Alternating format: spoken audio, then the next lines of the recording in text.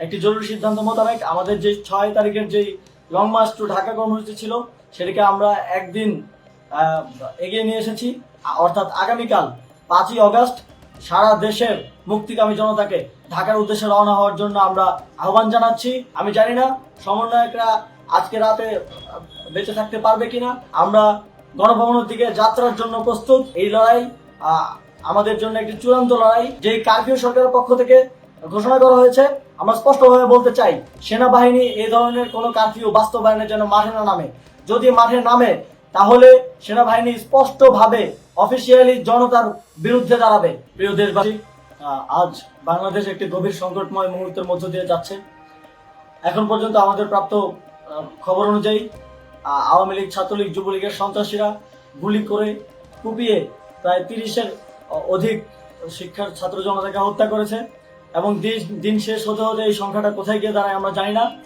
এরই প্রেক্ষিতে আমরা একটি সিদ্ধান্ত নিয়েছি। আমাদের একটি জরুরি সিদ্ধান্ত মোতাবেক আমাদের যে 6 তারিখের যে লং মার্চ টু ঢাকা কর্মসূচি ছিল সেটাকে আমরা একদিন এগিয়ে নিয়ে এসেছি।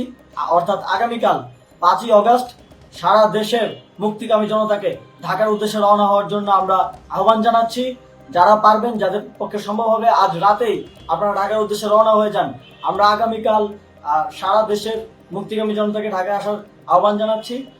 বিশেষ করে ঢাকার আশেপাশের যে জেলাগুলো আছে, আপনারা দায়িত্ব নিয়ে মসজিদের মাইকে ঘোষণা দিয়ে যাদেরকে পাবেন সবাইকে নিয়ে ঢাকার উদ্দেশ্যে রওনা হন। এই লড়াই আমাদের জন্য একটি চূড়ান্ত লড়াই। আমরা চূড়ান্ত ঘোষণার জন্য প্রস্তুত। আমরা গণভবনের দিকে যাত্রার জন্য প্রস্তুত এবং সেই উদ্দেশ্যেই আপনারা সবাই ঢাকা আসুন। আমরা আপনাদের সবাইকে নিয়ে আমাদের চূড়ান্ত দাবি আদায়ে এগিয়ে যাব। আমি জানি না সমন্বয়করা আজকে রাতে বেঁচে থাকতে পারবে কিনা, কিন্তু আপনাদের উপর আমরা এই দায়িত্ব দিচ্ছি। আপনারা সবাই নিজ দায়িত্বে ঢাকায় আসবেন আগামীকাল এবং পরশু পরিস্থিতি বিবেচনা করে পরশু গণভবনের দিকে 4 দিক থেকে আমরা রওনা হব। আমরা খুব আতঙ্কের সাথে লক্ষ্য করছি যে ছাত্রলীগ, যুবলীগ এবং আওয়ামী লীগের গুন্ডারা পুলিশের অস্ত্র দিয়ে পর্যন্ত সাধারণ জনগণের উপর হামলা করছে। কিন্তু একটি সুখের খবর হচ্ছে সারা দেশের বিভিন্ন স্থানে সেনাবাহিনী ছাত্র জনতার পক্ষে দাঁড়িয়েছে। আবার কিছু কিছু জায়গায় যেমন মিরপুর, মোহাম্মদপুরে সেনাবাহিনী ছাত্র জনতার বিপক্ষে দাঁড়িয়ে গুলি চালাচ্ছে। আমরা সেনাবাহিনীর প্রতি আহ্বান জানাতে চাই, আপনারা এদেশের নাগরিক এবং আপনারা এদেশের নিরাপত্তার দায়িত্বে আছেন, এদেশের জনগণের যানবাহনের নিরাপত্তার দায়িত্বে আছেন। আপনারা দেশের পক্ষে এবং দেশের জনগণের জন্য কাজ করবেন। কোনো খুনি সরকারের জন্য, কোনো খুনি রাজনৈতিক দলের জন্য কাজ করবেন না। এটি এদেশের জনগণ আপনাদের থেকে প্রত্যাশা করে। আমাদের এই আন্দোলনে সম্পূর্ণ সমর্থন দিয়ে হয় নিরপেক্ষ থাকুন, অথবা এই খুনি বাহিনীকে, সরকারের খুনি বাহিনীকে প্রতিহত করুন, তাদেরকে যথাযথ শাস্তির আওতায় নিয়ে আসুন। যে কারফিউ সরকারের পক্ষ থেকে ঘোষণা করা হয়েছে, আমরা স্পষ্টভাবে বলতে চাই সেনাবাহিনী এই ধরনের কোনো কারফিউ বাস্তবায়নের জন্য মাঠে না নামে। যদি মাঠে নামে তাহলে সেনাবাহিনী স্পষ্টভাবে অফিসিয়ালি জনতার বিরুদ্ধে দাঁড়াবে। আমরা চাই না সরকারের এই ষড়যন্ত্রে সেনাবাহিনী পা দিক।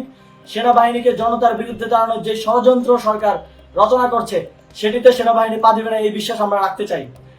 আওয়ামী লীগ আজ সারা দেশে তাদের খুনি বাহিনীকে নামিয়ে দিয়েও ছাত্র জনতার প্রতিরোধের মুখে টিকতে পারেনি। রাজপথের পরাজিত শক্তি হিসেবে তারা সেনাবাহিনী সহ অন্যান্য বাহিনীকে আমাদের বিরুদ্ধে কাজে লাগানোর চেষ্টা করছে।